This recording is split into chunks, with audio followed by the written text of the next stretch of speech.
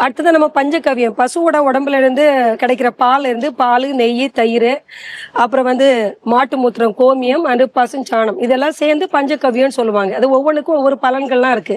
இந்த பஞ்சகவ்யத்தோட முக்கியத்துவம் என்ன? இது மனிதர்களுக்கு எப்படி பயன்படும்? பஞ்சகவ்யம்னா நமக்கு வந்து நமக்கு மாட்டு எல்லாமே சுத்தினாலே பசுமான 33 அந்த மூத்திரம் தான் நம்ம மெயினா எடுத்துப்போம். கோமியம். கோமயம். ம். அதுக்கு நம்ம அந்த சாணி, ம். பால் ம். எல்லாமே நம்ம எடுத்துட்டு வருவோம். ம். ஆனா கோமூத்திரம் தான் விசேஷம். ஓ. என்ன சக்கல வியாதிகள் போறோம். ம். ம். இப்ப இந்த பசுமாடுல ம். எல்லா வியாதிகளும் போறதுக்கு பசுமாடு கிட்ட தான் மறந்துருக்கு. ஓ. நானே பார்த்த மாதிரி ஒருத்தனை வந்து இந்த பசுமாடு மூத்த சாப்பிட கேன்சரே போயிருக்கு. ஏன்னா இந்த பசு மாடு வந்து நிறைய வகையான மூலிகைகள்லாம் சாப்பிட்றதுனால இதனால இந்த அறுக்கம் சொல்ல தயாரிச்சு கேன்சருக்கெல்லாம் மருந்தெல்லாம் இருக்கு. கேன்சருக்கு அருமருந்து கோமியம் மருந்து சரியானதே நான் பார்த்திருக்கேன். அப்படிங்களா? ஆமா. ஓ.